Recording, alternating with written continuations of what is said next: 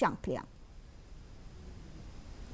Director General of Assam Rifles Lieutenant General Nair praised the officers and men of force for their unwavering dedication to ensuring a secure environment in the northeast, which is crucial for the nation's progress. He said this during the Sainik Sammelan program of the Assam Rifles.